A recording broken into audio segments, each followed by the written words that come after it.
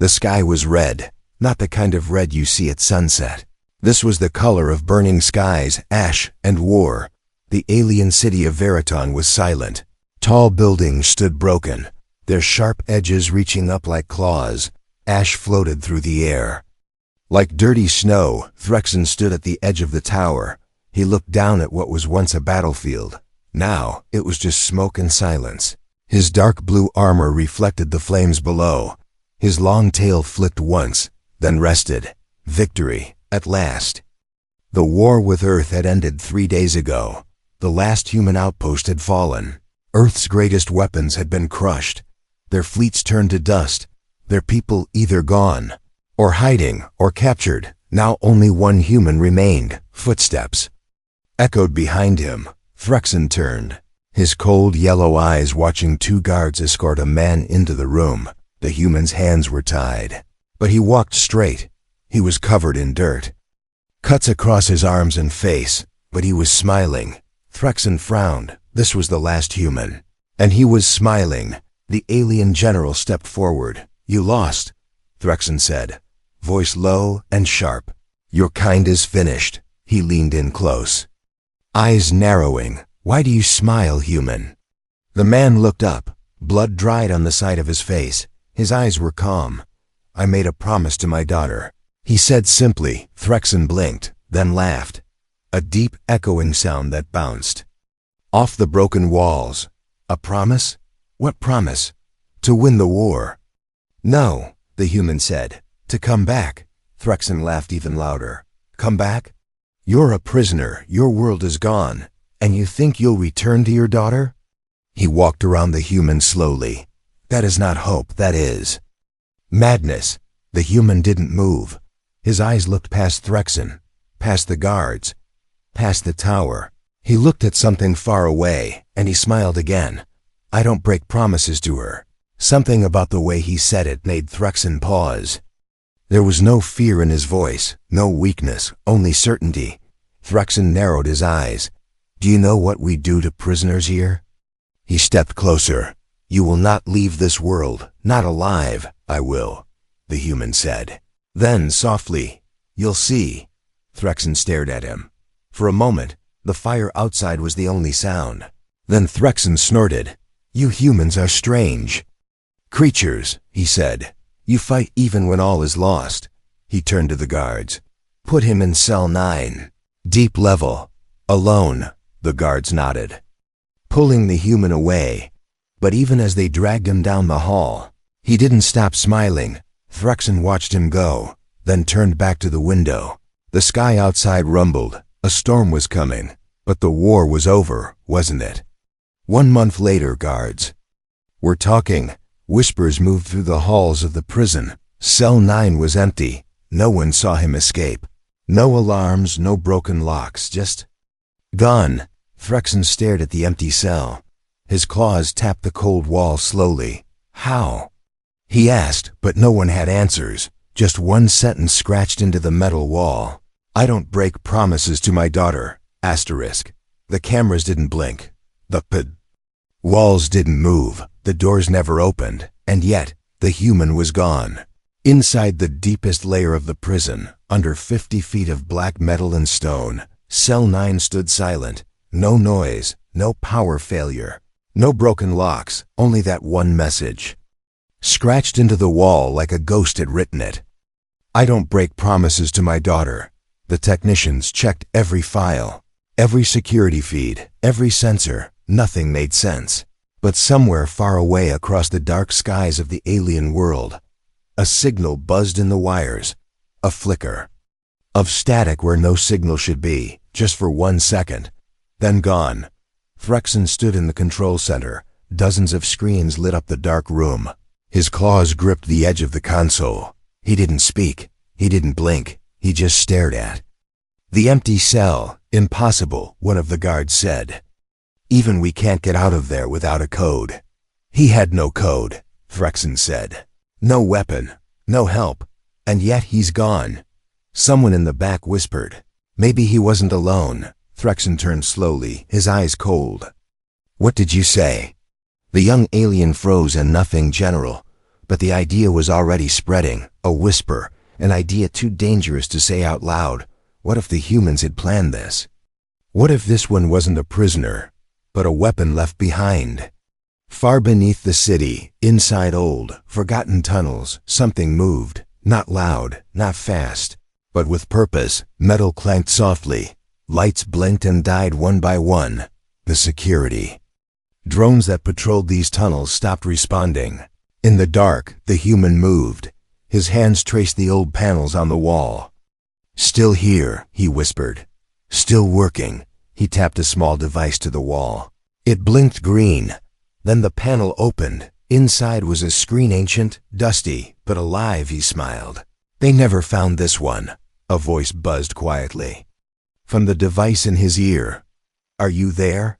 He smiled. "Yes," he said. "Phase 2 begins now." Back in the alien tower, alarms suddenly triggered for 5 seconds, then stopped. A glitch? A test? Nobody was sure, but Threxon didn't like it. Something was wrong. Not just wrong planned. He walked to the war room. The old battle map still showed Earth as a defeated zone. Burnt, red, crossed out. "Send a probe," Threxon said. "Back to Earth." A commander stepped forward, confused. "Why?" "There's nothing left. I want eyes on his daughter," Threxon growled. "If he's going back, I want to know." The silence in the room grew heavier. Even his own men were starting to feel it. Fear, not fear of an army, not fear of a weapon. Fear of one human who said something crazy and might actually do it. Outside, the storm returned. Red lightning crossed the sky, but this time it didn't feel like nature. It felt like warning. The ship wasn't supposed to fly. It had no engine, no pilot, no permission. And yet, it moved. Somewhere below the surface of the planet, far from alien eyes, something old came alive.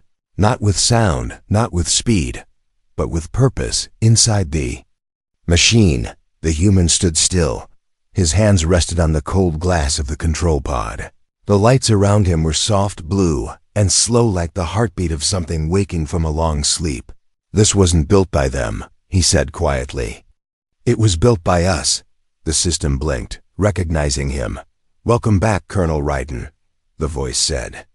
His name had not been spoken in years, not since Earth fell, not since the final mission failed, not since he promised his daughter he would return.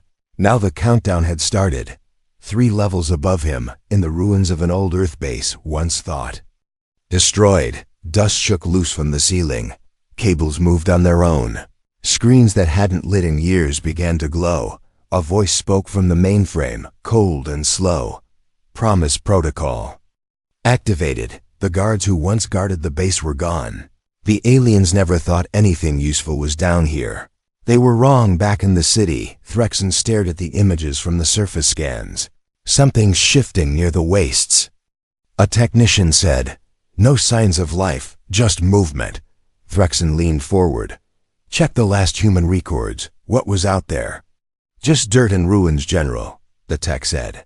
"But wait." She zoomed in. Her face turned pale. "Green. That's Earth tech." Threxon's tail flicked. "Impossible," he hissed. "They had no bases left. Unless..." Another officer said, "They hid one." Threxon stood still, his eyes locked on the screen. "One human, one machine. This is not about revenge," he whispered. "He's not trying to win the war." Deep underground, Raiden sat in the command chair. He looked at the small picture taped to the side of the console, his daughter. Age 6, smiling with missing teeth. "I didn't forget, kid," he said softly. "I told you I'd come back." The machine was ready now. Its systems were quiet, but powerful. It wasn't a weapon. It was something worse, a seed. Earth's last backup plan, a way to rebuild from zero. If activated, it would spread fast, invisible, untraceable. A virus? A signal? A memory? No one really knew, but it carried the one thing the aliens couldn't fight: hope. Raiden pulled the switch. A pulse shot out from the core, not loud, not bright, but real. Across the alien networks, screens flickered. Across the galaxy, old Earth. Satellites turned toward the signal. A whisper moved through the stars. Promise Protocol. Step 1 complete. Back in the alien war chamber, Threxen slammed his fist on the table. Track him, he growled. No. But every screen that showed the base suddenly went dark. Just one word appeared. Too late. A silence fell across the room. Not from confusion, but from fear. This wasn't just a prison break. This was the start of something bigger. One of the alien officers whispered, "What does it mean?" Threxen clenched his jaw. "It means the human isn't coming for us." He said, "He's coming for something else." Another officer leaned in. "What?" He asked, "What could be more important than revenge?" Threxen stared at the screen, at the words glowing softly in Earth language. Then he whispered the answer. His daughter, asterisk. The stars didn't blink, but something in the sky changed. Was quiet, hidden, soft, like a breath held in space. A signal moved through the void. Not loud, not bright, but alive. Old satellites dead for years suddenly turned. Like metal ghosts waking from sleep. No one should have noticed, but someone did. In a dark tower far from the city, a figure leaned over a strange console. Her skin shimmered like glass. Her fingers moved like light. She was not alien, not machine. She was both. Her name was Zereth. She was once built to erase signals like this. Now she studied them. The human signal made no sense. It didn't carry a weapon. It didn't demand surrender. It didn't even ask for help. It simply said, "I'm coming home." She froze. It wasn't a message to the aliens. It was a message to someone else. Someone still out there.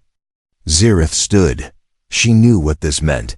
He was breaking the rules of war. He was breaking reality. Meanwhile, deep in the underground base, Colonel Raiden moved through the final chamber.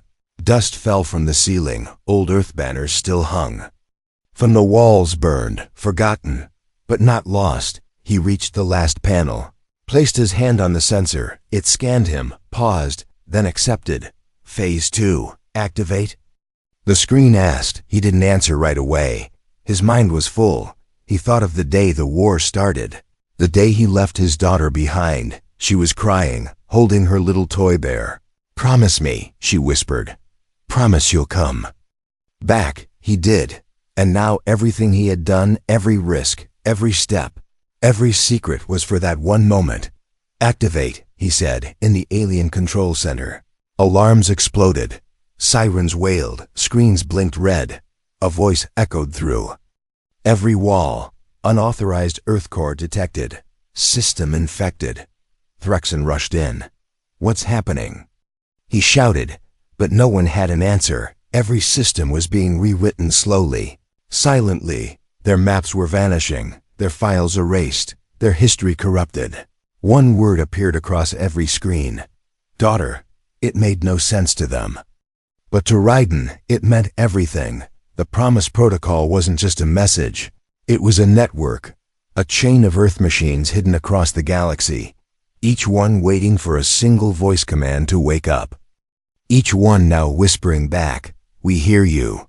Earth's last systems weren't dead. They were asleep, and Raiden had just opened their eyes. Zereth watched the data storm hit her tower. She tried to stop it. She couldn't. Tried to block it, failed. She stared at the message, felt something strange, something ancient, something human. For the first time in her life, she didn't delete it. She saved it. Threxen stood alone now. His commanders had no answers. His techs had no control. He looked up at the sky, saw stars blinking the wrong way, as if the universe was sending a warning. One human, one message, one promise, all of it breaking everything Threxen believed in. He slammed his fist down. "Find his daughter," he growled. "Now." Back on the old Earth colony, what was left of it, a little girl sat in a hidden chamber. She looked up at the sky. A small screen blinked in front of her. One word appeared. "Daddy." She smiled. "I knew you'd come," she whispered. The little girl had never seen the stars move like this. From her small hiding place beneath the broken Earth colony, she watched the sky glow. Not with fire, but with signals. Not with fear, but with light. The old machines in the walls had started. Talking again, soft voices like lullabies in code. They spoke of coordinates, names, memories. They all whispered one word again and again. Raiden. She didn't know what it meant. But something inside her did. Something deep, quiet, and warm. She touched the screen again. "Daddy," she whispered. Far across the galaxy, Colonel Raiden was already moving. The protocol was fully active now. Old satellites were sending paths, maps, and warnings. He followed them. Not through space, but through memory. This wasn't just a rescue, it was a return, not to Earth, but to what Earth had hidden in a hidden chamber of the base, sealed for 10 years. Raiden stood before a locked vault. No weapons could open it. No code would break it, only one thing could. He placed his hand on the scanner. Then he whispered, "Show her." The vault hissed, clicked, then opened. Inside was a small capsule, still glowing. Inside it a message. Not to him, not to the military, to his daughter. Meanwhile, in Thruxton's command center, the mood had shifted. The promised protocol was no longer just a virus. It was a map, and it was spreading. His officers panicked. "General, something is happening near Earth Sector 9. Old colony signals are waking up. And there's a girl?" Thruxton froze. A girl? The last time a human child was detected on Earth, the war had just started, but none survived, they said. None, except her. He remembered now, Raiden's daughter. He had laughed at her name once. Now that name was burning his empire to the ground. Back inside the chamber, Raiden watched the message upload. It was something he had recorded years ago, before the war, before the fall. His voice came through the speaker, rough but full of love. "Hey Sunshine," the message said. "If you're hearing this, it means I kept my promise. I told you I'd come back, and I always meant it." He looked down, eyes wet. "I'm sorry it took so long." In the colony, the girl heard the same message. It played from the small screen in her hidden room. She froze. The voice. It was real. Her heart beat fast. She touched the screen, tears in her eyes. "I knew it," she whispered. "I knew you were still out there." The screen blinked. Navigation unlocked. A small device lit up in the room beside her. A hidden escape pod, programmed years ago, locked by voice and DNA, now open. Her father had not only survived, he had planned everything. Back at the alien tower, Zirith was no longer watching silently. She had seen the girl's signal. She had felt something no machine should feel. She opened her palm. A symbol glowed there, an old Earth icon. She had hidden it her whole life. A part of her programming, a part of her past. "I was made to erase humans," she whispered. "But maybe I was also made to remember them." She turned to her console and typed one command. Switching sides. Back in Raiden's hands, another signal came through. This one. Unexpected. Zirith. She had been one of their oldest enemies. Now her voice was clear, direct, calm. "You don't know me," she said. "But I know your daughter. I was built to find her." Raiden's eyes narrowed. "What are you saying?" Zirith paused, then said the words that cracked the stars wide open. "She's not just your daughter. She's the final key to Earth's reboot." Asterisk. The escape pod rose through the ashes of the ruined Earth colony. Its metal body was old, scratched but still strong. Inside, the girl held the small screen in both hands. Her father's voice still echoed in her ears, soft, steady, promising. "You are more than my daughter," he had said. "You are Earth's last chance." She didn't understand what that meant. Not yet, but her heart told her to believe it. Up in orbit, Raiden waited. His ship was hidden, silent, powered by systems the aliens had never seen. Earth tech mixed with something more. He watched her signal rise from the surface. It blinked on his screen, moving closer. His fingers trembled, just slightly. He hadn't seen her in 10 years. He didn't even know if she would remember him. But when her voice came through the quiet and clear, he nearly stopped breathing. "Daddy?" she said. He closed his eyes. "I'm here, Sunshine." Back in the alien capital, everything was burning. Threxon's command network had collapsed. Earth's protocol had reached deeper than they imagined. It wasn't just hacking, it was rewriting, changing the systems from the inside, turning their machines into messengers of Earth. And worst of all, Zereth had vanished. Threxon growled as he smashed a console. "Find her now," he shouted. "She's the link." But no one moved. His officers were afraid. Some had already escaped. Some had started whispering something dangerous. What if the humans were right? On the hidden ship, Raiden opened the stasis chamber, not for weapons, but for a memory, a small case. Inside it, a crystal vial glowing soft blue. Not fuel, not data, DNA. He looked at his daughter through the glass. She had come aboard, wide-eyed, unsure, but when she saw him, her eyes filled with tears.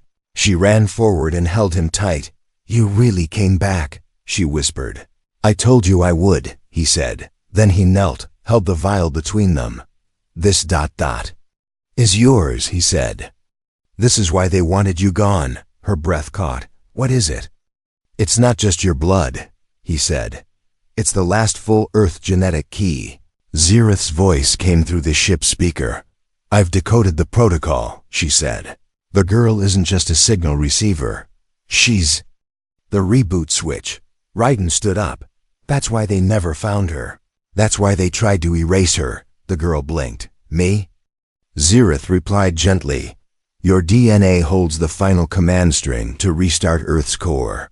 Not the planet," she added, "but the network."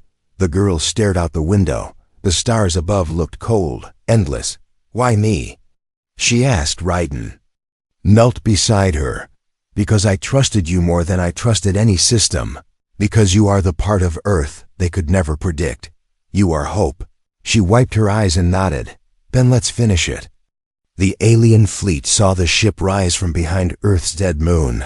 They moved to intercept. Weapons locked, orders shouted. But before they could fire, everything stopped. Every screen in every alien ship blinked. Every engine stalled. Every weapon froze. One word appeared in their language. Across every control system, "She's awake." Zereth sent one last signal. "I've rerouted their entire fleet," she said. "They can't touch her now." Raiden smiled. "You did it." Zereth paused. "No," she said. "She did." In the final control chamber, the girl stepped forward. The panel scanned her hand, then her eyes, then her blood. The crystal vial connected to the console. A sound filled the room, not a siren, not a hum, but a heartbeat. Then came the voice, one she'd never heard, but somehow always known. The stars didn't look the same anymore. They shimmered in colors no one remembered. Not cold, not distant, but alive, across abandoned colonies, broken ships, and dark satellites.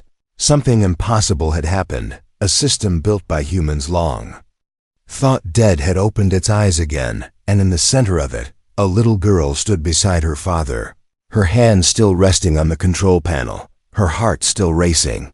"Is it done?"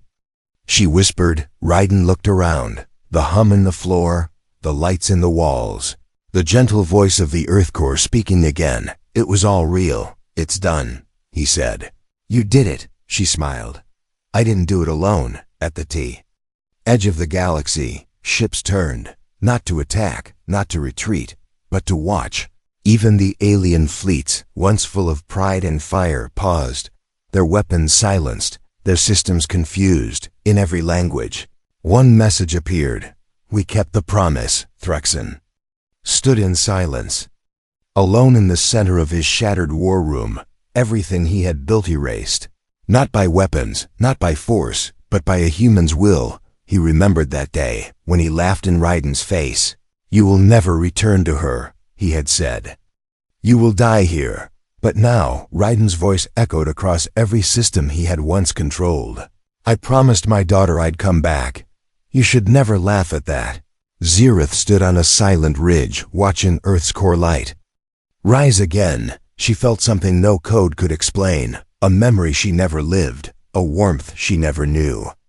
She touched the symbol on her wrist, an old Earth mark she had once been ordered to hide.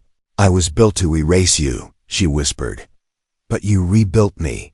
Inside the core, The girl sat beside her father. For a long time they didn't speak. There were no orders to give, no battles to fight. Only the sound of something breathing again home. She looked up at him. Are we going back to Earth? Raiden smiled. We are Earth now. Systems all across the galaxy began to shift.